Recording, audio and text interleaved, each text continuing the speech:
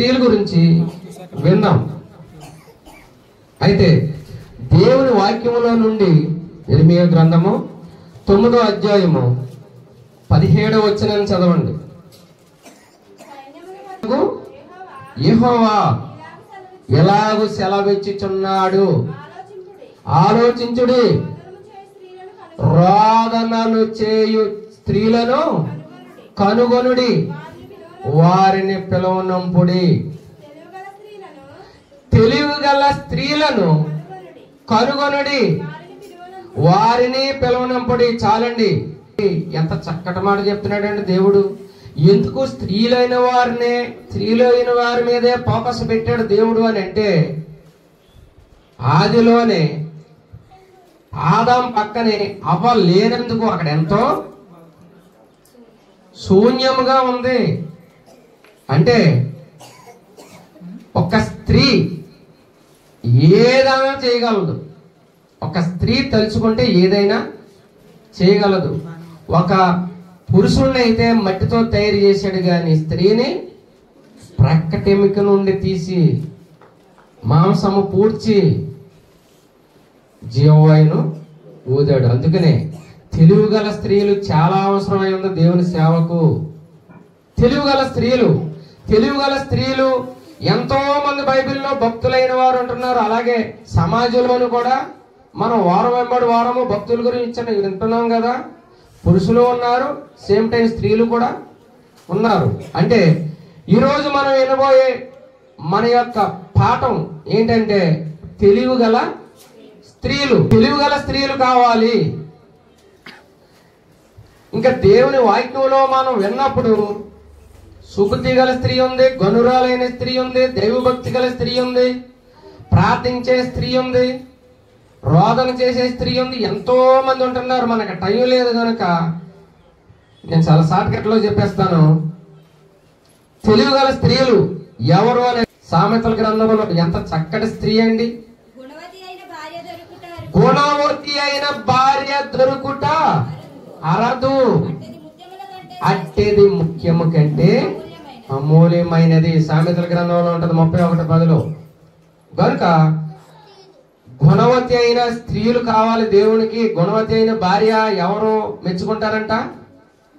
భర్త మెచ్చుకుంటాడు. స్త్రీ పురుషునికి కిరీటము. ఎలాంటి వారు? తెలివిగల స్త్రీలు, జ్ఞానం గల స్త్రీలు, రోదన చేసే స్త్రీలు అయితే ఎలా ఉంటారంటే కిరీటం వలె ఉంటారు. సంగమునకు కిరీటం ఎవరు? దేవుడు. స్త్రీకి తలెవరు? పురుషుడు మీద పెట్టాడు కిరీటమును. ఎవరిని? స్త్రీని తీసుకుని వెళ్ళి. స్త్రీ తక్కువ కాదు. ఈరోజు సమాజంలో స్త్రీలైన వారిని గురించి మనం చూసినట్లయితే ప్రతి అంజలోను కూడా ఎవరు ఉన్నారండి? ముందు స్త్రీలు ఉంటున్నారు. ఒక క్రికెట్లో ఏంటి, ఒక ప్రతి దాంట్లోనూ కూడా చదువు రంగంలో ఏంటి, ఎందులో అయినా స్త్రీలైన వారు ఉంటున్నారు. కనుక మంచి తెలివిగల స్త్రీలైతే దేవునికి కావాలి. అందుకనే జ్ఞానం గల స్త్రీ తన ఇల్లును కట్టును. జ్ఞానముతో మన ఇల్లును కట్టుకోవాలి. ఇల్లు అంటే మన ఈ ఇల్లు కాదు, మన హృదయం అనే ఇల్లు కట్టుకోవాలి. సేమ్ టైము మన ఆత్మీయ జీవితాన్ని కూడా మన వ్యక్తిగతంగా కూడా కట్టుకోవాలి.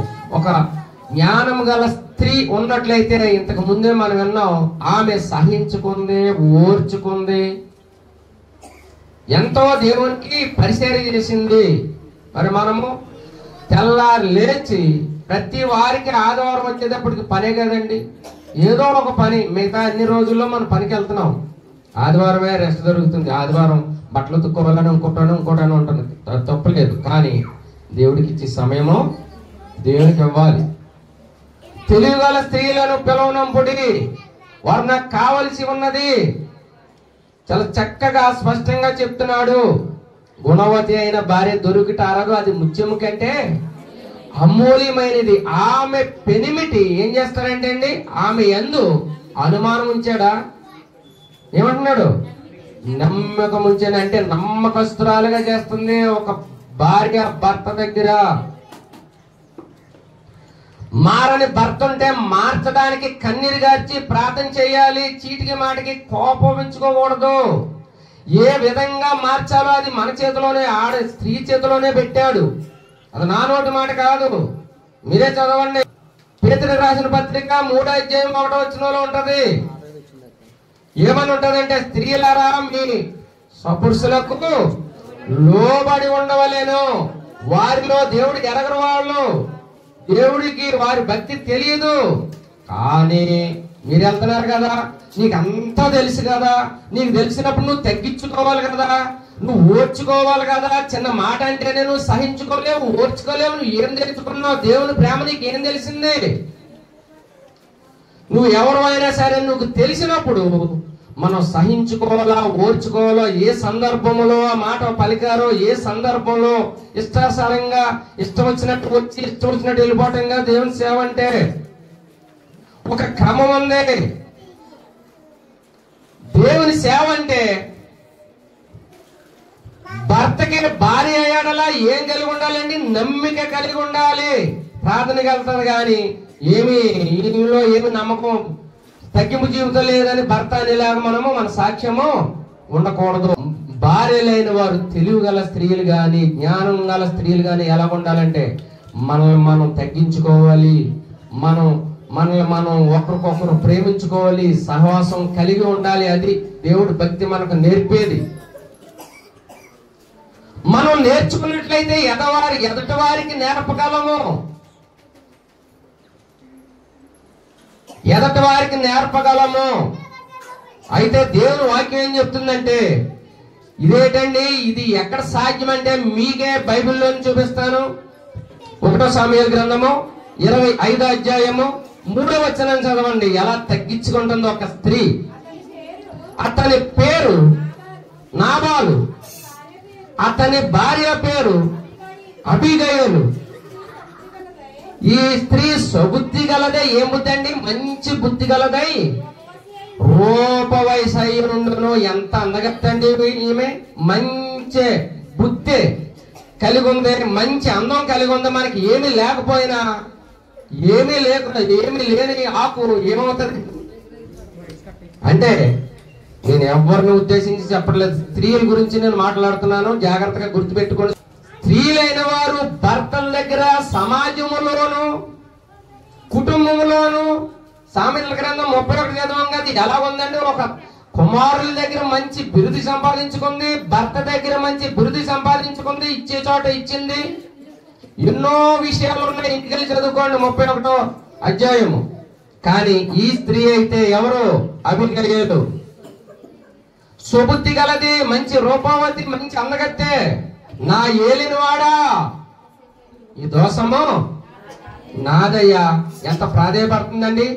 అది నిజంగా అది చదివినప్పుడు కళ్ళంట నీళ్లు గారి, ఇలాంటి స్త్రీలు కూడా ఉన్నారా ఈ నేడు సమాజంలో అనిపిస్తుంది. ఎందుకంటే ఆమె 23 నుంచి చదివితే, అబీగయలు దావీదును కనుకుంది. దావీదు గారు దేవునికి సాదృశ్యంగా ఉంటున్నాడు, బాగా గుర్తు పెట్టుకోండి. అబీగయలు మనకి గుర్తుగా ఉంటుంది. ఈ అబీగయలు చేసిన పని ఏంటంటే, ఆయన కనుగొందంట. మనం ఎవరిని కనుగొంటున్నాం? దేవుని కనుగొనాలి. దేవుని కనుగొని త్వరగా వెళ్ళిందంట. అబ్బాయి ఎంత చక్కగా చెప్పాడంటే, త్వరగా దిగి వెళ్ళి సాష్టాంగ నమస్కారం అంటే తగ్గించుకుందన్నమాట. తను తాను తగ్గించుకొని అతని పాదములను పట్టుకుంది. అలాంటి స్త్రీలు కావాలండి. ఎందుకు మారండి భర్తలు? ఎందుకు మారండి? మీ సపురుషులకు లోబడి ఉండండి. మనం తగ్గించుకోవాలి. దేవత దేవుడు అయ్యండి రిక్తుడిగా చేసుకున్నాడు. ఎబ్రీయుల రాసిన పత్రికలో చదువుకోండి. ఆయనే తగ్గించుకొని తన ప్రాణాన్ని మన కొరకు బలిగా పెట్టినప్పుడు మరి మనం తగ్గించుకోవద్దా? నా భర్తలాగా, నా బిడ్డలలాగా, నా ఇళ్ళలాగా, వాళ్ళలాగా ఇవే కానీ అసలు ముందు నువ్వు మారవా? స్త్రీ అయిన దాన్ని నువ్వు మారాలని దేవుడు కోరుకుంటున్నాడు. ప్రియ సహోదరి సహోదరులారా, కానీ స్త్రీ గురించి ఎంత గొప్ప చెప్పుకోవాలని అంటే, భర్త బిడ్డలో ఎంతో పనిచేసి వస్తుంటారు, భార్య కూడా ఎంతో పనిచేసి వస్తుంది. కానీ భార్య బిడ్డలో భర్త చేసిన పని ఏంటండి? సుఖంగా నిద్రపోతే వారికి నీళ్లు కాయాలి, పాలు కాయాలి, అన్ని తేవాలి, వండాలి, వండి పెట్టాలి. ఎంత శ్రమ అండి. ఒక రోబోలాగా పనిచేస్తుంటదండి స్త్రీ. ఎంత కష్టపడి పనిచేస్తుందండి స్త్రీ. నిజంగా స్త్రీలైన వాళ్ళందరికీ జోహారండి. ఎంత కష్టపడి పనిచేస్తారండి, ఎంత అణిగిమణిగి ఉంటారండి, ఎంత తగ్గించుకుంటారండి. ఈ సుబుద్ధి గల భార్య, మంచి బుద్ధి గల భార్య ఎంత తగ్గించుకుంటుంది. ఈ దోషము నాదని ఎంచుకొని నీ దోషరాలైన ఆయన నన్ను మాటలాడిన దాని బాధ అంతా చెప్పుకుంటుంది. ఎవరి దగ్గర? దావీదు గారి దగ్గర. దావీదు గారు అంటే దేవునికి సాదృశ్యంగా ఉంటున్నాడు. మన బాధ నా స్నేహితులతోనో పురుషులతోనో అది నేటి దినాల్లో అంతా నటన అయిపోయిందండి. ఎవరిని నమ్మాలో ఎవరిని నమ్మకూడో వైరు లేదు. మన బాధ ఏంటో దేవుని ప్రార్థన దగ్గర కూర్చొని దేవుని దగ్గర మన కన్నీరు గార్చి మొరపెట్టినట్లయితే, నువ్వు ప్రార్థన చేయాలనుకుంటున్నావా, ఇంటిలోకి వెళ్ళు, తలుపు వేసుకో, ప్రార్థన చేయండి. రహస్యమందు నీ తండ్రి నీ ప్రార్థన విని నీకు ప్రతిఫలము ఇస్తాడు. మత్తయి సువార్త 5:5 తర్వాత చదువుకోండి. కనుక దేవుని వాక్యము మనం ఏమింటున్నామో, జ్ఞానవంతులు దేవునికి కావలసి ఉన్నది, తెలివి గల స్త్రీలు దేవునికి కావలసి ఉన్నది. తెలివి గల స్త్రీ, సుబుద్ధి గల స్త్రీ తాను తగ్గించుకుంది. ఆ ఇంటిలో దోషం తన మీద వేసుకుంది. చంపేద్దారని వచ్చినటువంటి ఆయనను ఊళ్ళు చేసేసిందండి. సమరం చేద్దామన్నా వచ్చిన ఆయనతో ఆశీర్వాదం పొందిందండి. ఇంకా చరిత్ర అంతా మీకు చెప్పను కానీ ఇంటికి వెళ్ళి చదువుకోండి. దేవునికి స్తోత్రం కలుగును కాక. అలాంటి స్త్రీలు కావాలంటే దేవుని కోపము క్షణం మాత్రమే ఉండును. బాగా అర్థం చేసుకోండి. ఆయన యొక్క దీవెన ఆశీర్వాదాలు ఆయుష్కాలము తరతరములకు ఉంటది. ఏదో గతిచ్చేశారు, ఏదో అనేశారు అని మాత్రం మీరు కోపపడవద్దు. దేవుని మాటలు మనం తీసుకొని దాన్ని సరి చేసుకుంటే ఎంతైనా నేర్చుకోవచ్చు. ఎదటి వాళ్ళు ఎంతసేపు చిన్న చూపు చూడకూడదు. నాకంటే భక్తి, అసూయ ఎముకలకు కుళ్ళు. ప్రేమ కలిగి ఉండాలండి. గత దినాల్లో కూడా మంచి సహవాసం కలిగి ఉండాలండి, ఐక్యత కలిగి ఉండాలండి, క్షమించుకునే మనసు కలిగి ఉండాలండి. ఎన్నిసార్లు చెప్పినా ఇవేనా అనుకోవచ్చు. అర్థం కానప్పుడు, విననప్పుడు చెప్పిందే మరలా చెప్పాలి. అది అభ్యాసం పొందే వరకు దానిని మరలా చెప్పుము. ద్వితీయోపదేశకాండం ఇంటికెళ్ళి చదువుకున్న తర్వాత 6:6 నువ్వు ఏదైతే విన్నావో, ఏదైతే నువ్వు చూసావో అది నీ పిల్లలకు, నీ పిల్లలకు వారికి నేర్పము. దానిని అభ్యాసము చేయాలి. అర్థమయ్యే రీతిలో మరలా చెప్పాలి. మరి మారాలి. 40 సంవత్సరాల నుంచి 30 సంవత్సరాల నుంచి ఉన్నది ఎలా పోతే దేవుడు వాళ్ళు పట్టుకుంటాడు. మారలేదు అంటే మారు. వారి గురించి మనం ప్రార్థన చేయాలి, కన్నీరు కార్చాలి. వారి మనసు మారుతాడు. ఎక్కడైతే తృణీకరింపబడ్డారో అక్కడ కనపరచబడతారు. ఎక్కడైతే నీచంగా మాట్లాడతారో అక్కడే మహిమపరచబడతారు. దేవుని స్తోత్రం కలుగును గాక. అంతేకాదు ఇంకో స్త్రీ గురించి కూడా చూపిస్తున్నాను చూడండి. ఎలాగ వినాలో, ఎలాగ చేయాలో, ఎలాగ చెందాలో దేవుని వాక్యము అపొస్తలుల కార్యాలు 16:14 చదవండి. ఇక్కడ లూది అనే ఒక స్త్రీ ఉంది. స్త్రీల గురించి మనం మాట్లాడుకుంటున్నాము.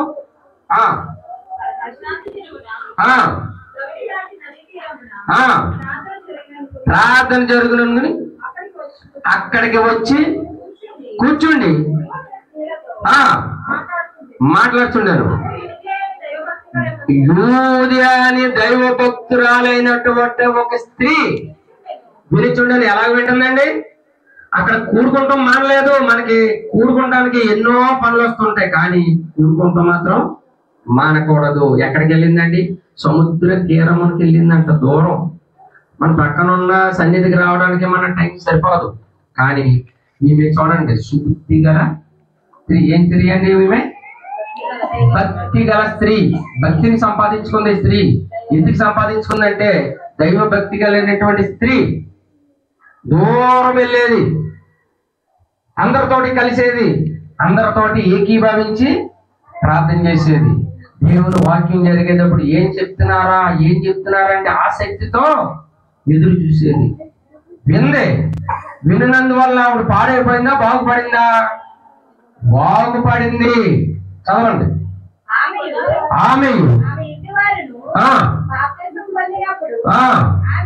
ఆమె నేను ప్రభువునందు విశ్వాసము గలదానను.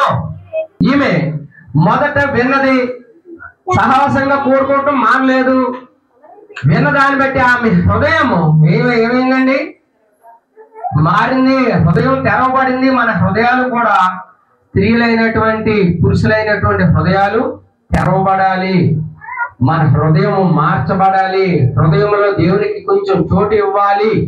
అదే కోరుకుంటున్నాడు దేవుడు మన నుండి. కాకపోతే ఇక్కడ మనం చదివినప్పుడు ఈమె ఒక్కరితే ఎక్కడికో సముద్ర తీరమునకు దూర ప్రాంతం వెళ్ళి దేవుని వాక్యమును ప్రతి వారము వినేది. విన్నందువల్ల ఈమె విన్నందువల్ల విశ్వాసం సంపాదించుకుంది, భక్తిని సంపాదించుకుంది. ఈమె మారటం వల్ల మిగతా వారికి ఏం కలిగిందండి? రక్షణ కలిగింది. వాళ్ళ ఇంటి వారందరూ ఏం జరిగింది? ఇంటి వారందరూ రక్షణ పొందారు, బాప్తిస్మం తీసుకున్నారంటే ఈమె యొక్క సాక్ష్యము, ఈమె యొక్క ప్రవర్తన ఒకప్పుడు ఎలాగుండేది, ఇప్పుడు ఎలాగుందని ఇంటి వారందరూ ఏం చేశారండి? రక్షణ పొందారు. ఒక స్త్రీ, తెలివి గల స్త్రీలు కావాలి, రోదన చేసే స్త్రీలు కావాలి. బిడ్డలు ఎందుకు మారండి? బిడ్డలు ఎందుకు ఆ దేవుడు స్వస్థపరచడు? భర్తలు ఎందుకు మారరు? మనం మోకరించి కన్నీరు గార్చి ప్రార్థన చేయాలి. దేవుడు ఎక్కడైతే నువ్వు మోకరించి ప్రార్థన చేసావు, దేవుడు ఆ ప్రార్థన వింటాడు, నీకు ప్రతిఫలమును ఇస్తాడు. ఇక్కడ ఇంకా కొంతమంది ఉన్నారు చూడండి. 1 తిమోతియులకు రాసిన పత్రిక 2వ అధ్యాయము 10వ వచనాన్ని కూడా చదవండి ప్రియులారా. దైవ భక్తి గలవారమని చెప్పుకుని స్త్రీలకు తగినట్టుగా సత్క్రియల చేత తమను తాము అలంకరించుకోవాలి. మేము భక్తి ఉందండి, మేము చాలా భక్తి పరులు, మాకు అది తెలుసండి ఇది తెలుసండి, కానీ కాదు కానీ అంత మోసకరమైన సౌందర్యము వ్యర్థము. మనము అంతరంగ సంబంధమైనటువంటి అలంకారణ సంపాదించుకోవాలి. ఇంకా దేవుని వాక్యంలో మనం చూసినప్పుడు మీరు వెలగల వస్త్రములను మీకు తగవు. వెలగల వస్త్రములు ఇంకెన్నో ఉంటాయి. వస్త్రాల గురించి ఎందుకు మాట్లాడాడంటే, ఏమి తిందమా, ఏమి త్రాగుదమా, ఏమి ధరించుకుందామా. ఈ దినాల్లో ఎలాంటివి ధరిస్తున్నారండి? ఎలాంటివి ధరిస్తున్నారు? రంధ్రాలు బట్టలు. ఇదివరకు సిరిగిపోతే కుట్టుకునేవారు, ఇప్పుడు తిరుగుపోని కావాలని కొనుక్కొని వేసుకుంటున్నారు. ఇంకా జోలికి వెళ్ళండి. ఏమండి? దైవ భక్తి గల స్త్రీలు దేవునికి కావాలి. అలాంటి వారైనా సరే వారు మారతారు. ఇంకా ఈమెలో చాలా లక్షణాలు ఉన్నాయి. ఒక వ్యక్తి గురించి నేను చెప్పట్లేదు కానీ ఒక స్త్రీ ఉందండి, చాలా చక్కటి స్త్రీ. లూకా సువార్త 15వ అధ్యాయము 8వ వచనాన్ని చదవండి. 15:8. ఏ స్త్రీకైనాను ఆశా నిగ్రహం ఒకటి ఉందండి. ఆశా నిగ్రహం అనేది మన మనసులో ఉంటే మనం ఏదన్నా షాపింగ్కి వెళ్ళినప్పుడు అన్ని చూసి వచ్చేయటమే, ఇంకేం కొనకూడదు. ఇంకెన్ని నాణ్యాలు ఉన్నాయేంటండి? 10 ఉన్నాయి. 10లో ఒకటి పోయింది, తప్పిపోయింది, ఎక్కడ పడిపోయింది. ఒకటి పోతే వదిలేసిందా? వదలలేదు. ఏం చేసింది? ఇల్లు ఊడ్చింది. నీకు 9 ఉన్నాయి, 10 ఇచ్చాను కానీ నువ్వు నిర్లక్ష్యం ఎక్కువైపోయింది కనుక నువ్వు చేసేది ఏంటంటే నువ్వు దీపం వెలిగించి ఇల్లు ఊడ్చింది. అది దొరికే వరకు ఏం చేసిందండి? అబ్బా, స్త్రీలందరూ చక్కగా లైన్ ట్రాక్ లోకి వచ్చేసారు. ఆ వస్తువు పోయింది దొరికే వరకు. వస్తువు పోయినప్పుడు బాధ కలిగితే దొరికినప్పుడు ఎంత సంతోషం అండి. ఏంటంటే దాని యొక్క అర్థం, ఇల్లుని ఊడ్చిందండి. ఊడ్చిన తర్వాత ఇల్లు శుభ్రం అవుతుంది కదా. ఇల్లు ఊడటం అంటే హృదయాన్ని శుభ్రం చేసుకోవటం, సరి చేసుకోవటం. తర్వాత వెలిగించడం అంటే దీపం వెలిగించిందంట. ఇల్లు దీపం వెలిగించినప్పుడు ఇల్లు అంతటికి ఏం కలిగింది? ఎలుగునిచ్చింది. ఎలుగునిచ్చినప్పుడు వస్తువులు ఎక్కడెక్కడ ఏమేమి ఉన్నాయో అన్ని కనపడి. అంతకుముందు ఏమి లేదు, దీపం లేదు, చీకటిలో పురుగులు, పందికొక్కులు అన్ని చేరతాయి. అదే లైట్ వేసామనుకోండి, వెలుగులో ఉందనుకోండి, ఏమీ చేరవు. పైగా వెలుగు సంబంధులు దేవుని సంబంధులు, చీకటి సంబంధులు సాతాను సంబంధులు. మరి ఈమె ఏమన్నా భక్తిలో ఒక పాయింట్ దిగజారిపోయిందేమో గనుక నీవు నీ ఇల్లును ఒక వస్తువు బాగొట్టుకుంది. ఆ వస్తువు పోయి దొరికే వరకు ఏం చేసిందండి? మొదట దీపం వెలిగించింది, తర్వాత ఇల్లు ఊడ్చింది. అప్పుడు ఏం జరిగింది? అది దొరికినప్పుడు తన చెలికత్తులను పిలిచి ఇరుగు వారిని పొరుగు వారిని పిలిచి నాతో కూడా సంతోషించండి. అంటే నేను పోగొట్టుకున్న నాణ్యము దొరికినని ఆమె చెప్పాను. దేవునికి స్తోత్రం కలుగును గాక. తెలివి గల స్త్రీ, జ్ఞానం గల స్త్రీ మన సంతోషాన్ని ఎదటి వాళ్ళకి చెప్పుకోవటం, దేవుడు నాకు ఈ మేలు చేశాడని ఎదటి వాళ్ళకి చెప్పుకోవటం, దేవుడు నాకు ఎన్నో ఇదిగో ఇది జరగదనుకున్నది జరిగిందని ఎదటి వాళ్ళకి చెప్పుకోవటం. కానీ నేడు దినాల్లో కుటుంబ ప్రార్థనలు లేవు, దేవుని స్తుతించడం లేదు, దేవుని గణపరచడం లేదు. సాతాను ఏ విధంగా బంధించేశాడంటే దేవుని దగ్గరికి రాకుండా దూరస్తులు చేసేస్తున్నాడు. బాగా గమనించుకోండి. అందుకనే తెలివి గల స్త్రీలను కనుగొనుడి, వారిని పిలవనంపుడి చాలా అవసరమై ఉంది. రోదన చేసి స్త్రీలు చాలా అవసరమై ఉంది. నాబాల్ అనే స్త్రీ చక్కగా ప్రార్థన చేసింది, తగ్గించుకుంది. లూది అనే స్త్రీ చక్కగా తగ్గించుకుంది, ప్రార్థన చేసింది. నాణ్యం బాగొట్టుకున్న స్త్రీ దీపం వెలిగించింది, ఊడ్చింది. చెలిగెత్తులను స్నేహితులను అందరిని పిలిచి సంతోషించిందే ఏడ్చిందండి. మనం ఎప్పుడు దేవుని పట్ల భయభక్తులు కలిగి ఉంటే దీర్ఘాయుషు కలుగును. ఎన్నో విషయాలు విన్నాం. ఇంకా 2వ రాజుల గ్రంథంలో గనురాలైన స్త్రీ ఉంది, ఇంకా సుబుద్ధి గల స్త్రీ ఉంది, తెలివి గల స్త్రీలు ఉన్నారు, రక్షణ పొందిన స్త్రీ ఉంది. ఎంతో మంది స్త్రీలు ఉన్నారు. వారిని పిలవనంపుడి, తెలివి గల స్త్రీలను పిలవనంపుడి, రోదన చేయి స్త్రీలను పిలవనంపుడి. అది చాలా అవసరమై ఉంది. నిజంగా ఎంత ధన్యులండి స్త్రీలైన వారు, ఎంత ధన్యులు. ఎవరికి లేని ధన్యత మీకు ఇచ్చారు. ఎవరికి లేని ధన్యత స్త్రీలైన వారికి ఇచ్చారు. ఈ రోజు నేను ఆడదాన్ని అనుకోవచ్చు, కానీ ఒక స్త్రీకి ఇచ్చినటువంటి ఒక మంచి విలువ పురుషునికి కూడా లేదు. స్త్రీ లేదే గమనం లేదు, స్త్రీ లేదే అసలు శూన్యం ఏమీ లేదు. స్త్రీ లేదే ఆఖరికి మర్యాద లేదే ప్రభువారు కూడా లోకములకు రాలేదు. అంత విలువైన వారు స్త్రీలైన వారు. స్త్రీలను గౌరవించాలి. అందుకనే బస్సులు ఎక్కినప్పుడు కూడా స్త్రీలను గౌరవించండి. ఎంత చక్కటి మాట రాశారండి. స్త్రీలను ఆ సీటు వాళ్ళకి కేటాయించండి. పురుషులైన మీరు కూర్చోకూడదు, వెనక్కి వెళ్ళిపోండి, మీ సీట్లు వెనకాల. అంటే స్త్రీలైన వారికి అంత విలువనిచ్చారు. అంత విలువైన స్త్రీలు మీరు. ఆ విలువలను కాపాడుకోవాలి. దైవ భక్తి కలిగి ఉండాలి, సుబుద్ధి కలిగి ఉండాలి. కుటుంబ వ్యవస్థ మీ మీద ఉంది. యజమానుడు వస్తాడు, వెళ్ళిపోతుంటాడు, గమనించుకోడు పిల్లలను.